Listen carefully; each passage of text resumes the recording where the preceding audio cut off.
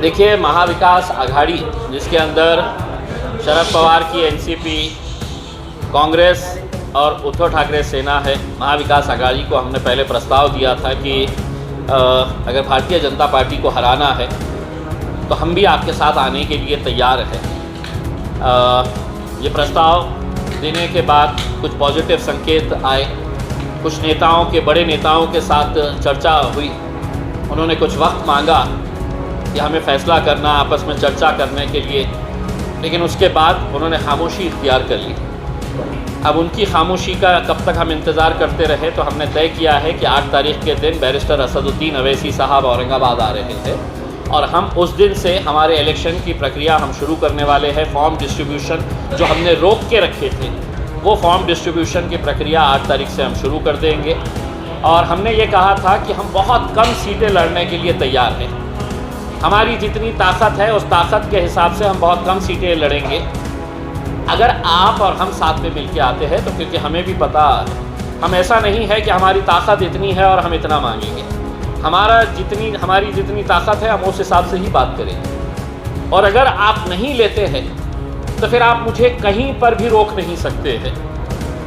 हम कितनी सीटें लड़ाना ये हमारा इख्तियार रहेगा, क्योंकि एक तरीके से आप हमको एक मैसेज दे रहे हैं कि नहीं, हम तुमको इस वजह से नहीं ले रहे हैं कि एमआईएम की कोई ताकत नहीं है, एमआईएम का कोई वजूद नहीं है। तो जब आप यही पैगाम दे रहे हैं तो फिर हम, हमारी ताकत है तो पूरी ताकत के साथ हम बताएंगे करके। अभी भी 3-4 दिन का वक्त है। अगर कुछ पॉजिटिव संकेत आता है तो हमें भी मालूम है कि अगर वोटों का बंटवारा हुआ तो नुकसान होगा और फिर भारतीय जनता पार्टी आएगी और वो आने के बाद फिर हमारे ऊपर उंगली उठाने का आपको कोई इख्तियार नहीं रहेगा। तो एक बार अच्छी तरीके से शरद पवार साहब, नाना पटोले साहब, उद्धव साहब, आप सुन ले कि हम बड़ी संजीदगी के साथ, पूरी ईमानदारी के साथ भारतीय जनता पार्टी को हराने के लिए आपके साथ आने के लिए तैयार है। आप हाँ या ना में जवाब दें, नहीं तो हमारा अकेले चलने की पूरी तैयारी हमने करके रखे है। आप नहीं लेते हैं तो बोल दें हमें, अब हम बहुत ज़्यादा इंतज़ार नहीं करेंगे। अकेले चलेंगे तो कितने सीटों पर लड़ेंगे? उसका कोई लिमिट नहीं है। हम 8 तारीख से हमारे फॉर्म डिस्ट्रीब्यूशन की शुरुआत करेंगे और 8 तारीख से जहाँ जहाँ जो भी इच्छुक उम्मीदवार हैं उनको फॉर्म्स लेकर हम इमीडिएट है तो उसके सर्वे करवाएंगे, उसकी स्क्रूटिनी करवाएंगे और जहाँ लड़ सकते हैं वहाँ पर यकीनन पूरी ताकत के साथ उतरेंगे। आप कहाँ से लड़ने वाले?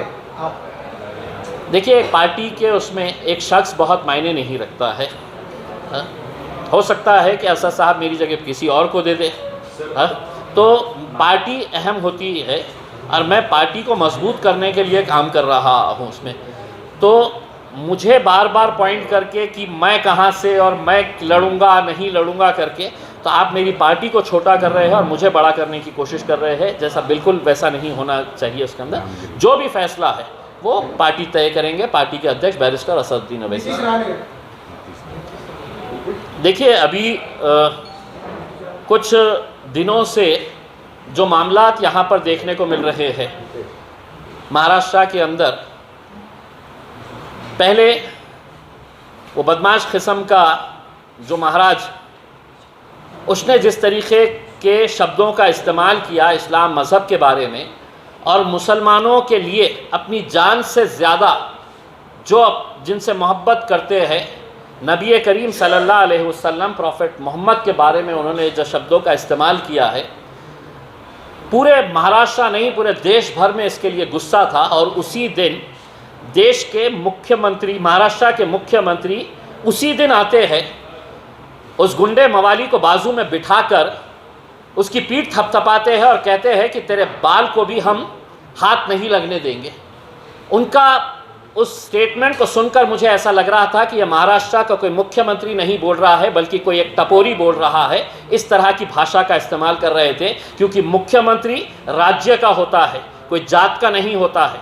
मेरे भी मुख्यमंत्री हैं, लेकिन इस तरह की जब वो बातें करते हैं तो हमारी नज़रों में उनकी क्या इज्जत रह गई है ये हम जानते हैं और हमारा समाज अच्छी तरीके से जानता है करके। हुआ क्या है, 58 FIRs रजिस्टर हुए हैं पूरे हिंदुस्तान के अंदर, 58 अभी तक कोई कार्रवाई नहीं हुई। यानी कि 58 जब FIRs रजिस्टर हुए हैं, इससे ये साबित होता है कि कहीं ना कहीं कोई बहुत गंभीर विषय हुआ है, जो लोग नाराज़ है, पुलिस स्टेशन में जाकर FIRs रजिस्टर करवा रहे हैं। ऐसे हालात के अंदर पुलिस खामोश बैठी है, तमाशा बनकर देख रही है, तो कुछ ऑर्गेनाइजेशंस बॉम्बे हाई कोर्ट जाते हैं ये अपील करने के लिए कि ये इस तरह का इसने स्टेटमेंट किया है, इसके ऊपर कार्रवाई होनी चाहिए करके। और अदालतों की हम इज्जत करते हैं, लेकिन अदालत ये कहती है कि पुलिस ने साइबर सेल की मदद लेकर वो जो महाराज ने जो स्टेटमेंट किया है उसको सोशल मीडिया से हटा देना चाहिए। जब अदालत को ये बताया जाता है कि कई शहरों के अंदर भूख हड़ताल कर रहे हैं, लोग आंदोलन कर रहे हैं, लोग मोर्चे निकाल रहे हैं, तो अदालत का कहना होता है कि आप हम पर दबाव डाल रहे हैं, आप हम पर दबाव नहीं डाल सकते। हम अदालत को ये कहना चाहते हैं हम ख़तई दबाव नहीं डाल रहे, हम अदालतों की इज्जत करते हैं, हम अदालत में इसलिए आते हैं कि हमें पूरा यकीन है इस देश की न्याय प्रणाली के ऊपर। पुलिस काम नहीं कर रही है, पुलिस तमाशाई बनकर देख रही है, इस वजह से हम इंसाफ मांगने आपके पास आए। आप कम से कम एक शब्द बोल देते कि इस तरह की भाषा का इस्तेमाल किसी ने नहीं करना चाहिए, पुलिस ने कानून के हिसाब से कार्रवाई करनी चाहिए, हमारे ऊपर भी वो प्रतिबंध होता। कार्रवाई नहीं हो रही है, इस वजह से ये जो सेमड़े पोट्टे जो देवेंद्र फडणवीस ने मार्केट में छोड़ के रखे हैं, जो आके आज ये धमकी दे रहे हैं खुलेआम, कभी पुलिस वालों की पत्नियों को बताते हैं, पुलिस वालों को धमकाते हैं, कभी ये कह रहे हैं कि मस्जिद में घुसकर मारेंगे, तो ऐसे लौंडों की हिम्मत बढ़ रही है कि कुछ तो नहीं होने वाला है करके। तो हमने तय किया है, अगर सरकार ये चाहती है कि ये राज्य कानून के हिसाब से चले तो हम उसका आदर करें, लेकिन हमको समझ में आ गया सरकार चाह रही है कि अब जो लड़ाई है वो रास्ते के ऊपर, तो महाराष्ट्र के मुख्यमंत्री एकनाथ शिंदे साहब, देवेंद्र फडणवीस साहब, अजीत पवार साहब, ये अच्छी तरह से आप कान खोल के सुन लें। हम 5 दिन का आपको वक्त दे रहे हैं, अगर 5 दिन के अंदर इन लोगों के ऊपर अगर कार्रवाई नहीं हुई तो 6ठे दिन हम पूरे महाराष्ट्र की मीटिंग लेंगे और एक डेट डिक्लेयर करके इतनी बड़ी रैली मुंबई की तरफ कूच करेंगे हम कि महाराष्ट्र के इतिहास में कभी देखी नहीं होगी उसमें। और हम वहाँ पर आके कोई हंगामा नहीं करेंगे, हम पूरा संवैधानिक अधिकारों का इस्तेमाल करते हुए शांतिपूर्ण तरीके से आपके पास आएंगे और मुख्यमंत्री साहब, उप मुख्यमंत्री साहब, आपको हम एक संविधान, कॉन्स्टिट्यूशन की एक पुस्तक आपको गिफ्ट करने के लिए आएंगे। महाराष्ट्र के बड़े IPS ऑफिसर्स को फ्रेम करके वो जिस वक्त IPS की शपथ ले रहे थे, उस शपथ की याद दिलाने के लिए वो शपथ हम फ्रेम करके IPS ऑफिसर्स को और महाराष्ट्र के वरिष्ठ पुलिस अधिकारियों को हम देंगे कि आप अपना कर्तव्य निभाइए। ये सरकारें आएगी, ये जाएगी, लेकिन कहीं ना कहीं आज इस राज्य के अंदर जो हालात पैदा हो रहे हैं, इसके लिए कौन जिम्मेदार है? सिर्फ अपनी कुर्सी बचाने के लिए आप आम लोगों को लड़ाना चाहते हैं, आप दंगे भड़काना चाहते हैं, कोई कार्रवाई नहीं करेंगे। 58 FIRs होने के बाद मैं तो अपील करूंगा लोगों से, अब कहीं पर कुछ होता है तो कोई ज़रूरत नहीं FIR करने की। महाराष्ट्र की सरकार ने हमको संकेत दे दिया है कि तुम्हारी FIR सिर्फ हम कागज़ काला करने के लिए करेंगे, लेकिन कार्रवाई नहीं करेंगे। जो कार्रवाई करनी है तुम्हें सड़क के ऊपर आओ और करो, तो वो कार्रवाई करने के लिए भी हम तैयार हैं। 5 दिन का वक्त है, इस 5 दिन के अंदर अगर नहीं करते हैं तो हमारी भी तैयारी है, हम आएंगे, मुंबई की तरफ कूच करेंगे। रामगिरी महाराज को आपने अलर्ट किया? देखिए, रामगिरी एक तो ये जो गुंड प्रवृत्ति का ये जो बदमाश आदमी है, जो भगवा चोला पहना हुआ है, उसको हम ये बताना चाहते हैं कि तूने जब अपने प्रवचन के दौरान इस्लाम मज़हब और हमारे नबी की शान के अंदर गुस्ताखी की, तो हमें पूरा मालूम है कि तूने महाराष्ट्र हुकूमत में आला दर्जे के ऊपर बैठे हुए वो अधिकारियों के बोलने के ऊपर, वो नेताओं के बोलने के ऊपर तूने ये किया। वो कर तो लिया और उसी दिन तुझे आके पीठ थपथपा दी गई कि तूने कितना अच्छा काम किया है, तेरा बाल भी हम बाका नहीं होने देंगे, तुझे सिक्योरिटी प्रोवाइड करेंगे। मैं महाराज को अलर्ट कर रहा हूँ, हम तो कुछ नहीं करेंगे क्योंकि हम इस मुल्क के संविधान के ऊपर, न्याय प्रणाली के ऊपर यकीन करते हैं, लेकिन महाराज अपने ही लोगों से थोड़ा सा सतर्क रहो, क्योंकि हो सकता है कि तेरी जान के पीछे भी पड़ जाए, तुझे भी ख़त्म कर डाले तेरे अपने लोग। तो अपने आप को एहतियात में रख, मैं तो महाराष्ट्र सरकार को विनंती करूंगा कि इसको Z+ सिक्योरिटी दो, क्योंकि ये टपक गया तो तुम हमारे ऊपर इल्ज़ाम लगा देंगे। जितनी सिक्योरिटी दे सकते हैं इसको दो, क्योंकि तुम अपनी कुर्सी बचाने के लिए किसी भी घटिया हरकत को अपना सकते हैं, ये तुमने साबित कर दिया है। इसलिए मैं ये मवाली को अलर्ट कर रहा हूँ कि आप थोड़ा सा अलर्ट रहिए। मैंने एक पत्र महाराष्ट्र के DG को भेजा हूँ और उनको ये बताया हूँ, 3 दिन पहले भेजा हूँ, उनको ये कहा हूँ कि 8 दिन के अंदर अगर इसके ऊपर कार्रवाई नहीं होती है तो पूरे महाराष्ट्र भर के अंदर आंदोलन होगा। सिर्फ इतना कहना चाहूँगा कि बम्बई में मुसलमानों के नेताओं ने एक अपनी आदत बना लिए है कि रामगिरी महाराज हमारे हुजूर की शान में कुछ बोले या मस्जिदों में घुसकर मारने की कोई धमकी दे या गाजापुर के अंदर हमारे घरों में घुसकर हमारी माँओं और बहनों के साथ जो हरकत हुई है, तो इन्होंने सिर्फ ये काम किए हैं कि DG के पास जाना, पुलिस कमिश्नर के पास जाना, पुलिस स्टेशन के पास जाना, ऐसा मेमोरेंडम देना, तस्वीरें खिंचाना, तस्वीरें खिंचा के बाहर आना, यूट्यूब वालों को बाइट देना, अपने गुस्से का इजहार करना और बस ख़त्म।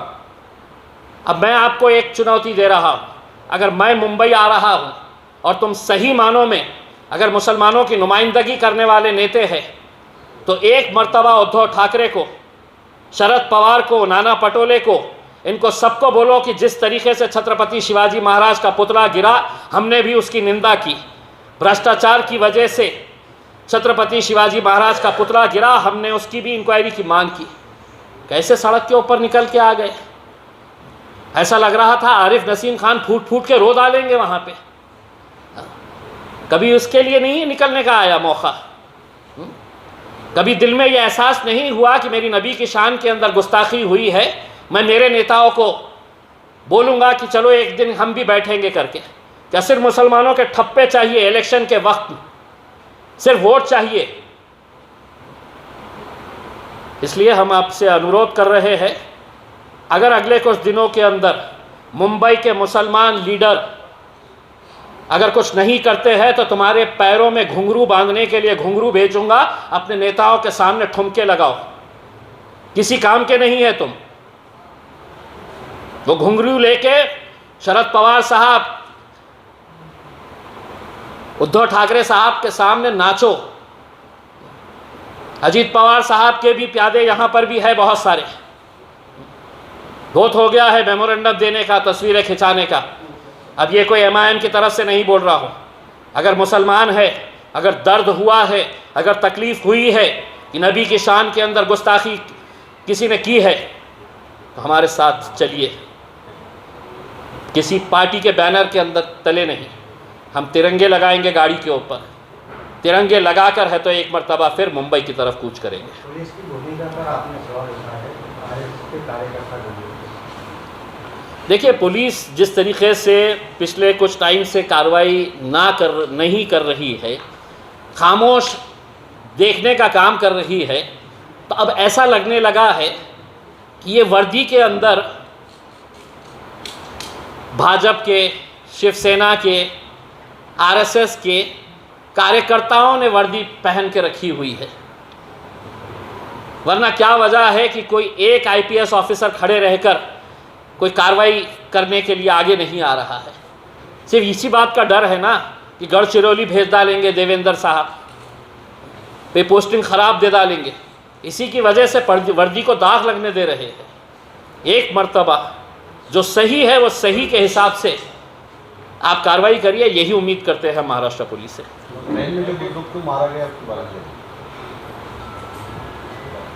देखिए, ट्रेन का जो वाक़या हुआ है वो सबने देखा है और बहुत ही अफसोस के साथ ये कहना पड़ रहा है कि आए दिन हमको सोशल मीडिया के ऊपर इसी तरह के ख़बरें देखने को मिल रही है। ये इसलिए चल रहा है कि हमने अपने आप को सिर्फ सोशल मीडिया तक महदूद रखे हैं। हम अपने आप को सिर्फ पुलिस कमिश्नर और IG और SP के सामने जाकर मेमोरेंडम देने तक की और तस्वीर खिंचाने तक की और एक बाइट देने तक के महदूद रख दिए हैं। अब सरकार खुद चाह रही है कि तुम्हारी लड़ाई तुम खुद लड़ो, सड़क पे आओ तो हम वो लड़ाई लड़ने के लिए तैयार हैं। सर, एक आखिरी सवाल, आपने कहा कि हम न्याय व्यवस्था और कोर्ट का आदर करते हैं, लेकिन उधर से भी हमको न्याय मिलने की गुंजाइश नहीं हो रही है प्रोसीडिंग की वजह से, तो आप एक बार उस पर स्टैंड क्लियर कीजिए कि कोर्ट भी ऐसा क्यों शांत बैठा है? नहीं, हमें देखिए, हम कोर्ट का आदर करते हैं, मैंने पहले भी कहा है, लेकिन सवाल ये है कि जब ये मैटर कोर्ट के अंदर गया तो कोर्ट से हम ये उम्मीद कर रहे थे, हम कोर्ट में गए क्यों? अगर पुलिस कार्रवाई कर देती तो कोर्ट में जाने की ज़रूरत ही नहीं पड़ती थी। पुलिस खामोश बैठी है, सरकार जो बोलने वाले हैं उनकी पीठ थपथपा रही है, तो हम आखिर इंसाफ मांगे तो मांगे कहाँ से? तो हम हाई कोर्ट के अंदर गए और हाई कोर्ट कहता है कि पुलिस वालों को ठीक है, ये सोशल मीडिया के ऊपर से निकाल दो। हाई कोर्ट ने ये भी कहना चाहिए था कि अगर ऐसा इस तरह का कोई वक्तव्य या किसी जाति, धर्म और मज़हब के ख़िलाफ़ कोई बोल रहा है तो उसके ऊपर पुलिस ने सख्त कार्रवाई करनी चाहिए, कानून है। 58 FIRs रजिस्टर हो जाते हैं और कोई कार्रवाई नहीं, तो क्या हम खामोश सिर्फ आपके रजिस्टरों के अंदर है तो हम कागज़ को काला करने के लिए हम आके आपके पास FIRs दर्ज करा रहे हैं? Okay, thank you.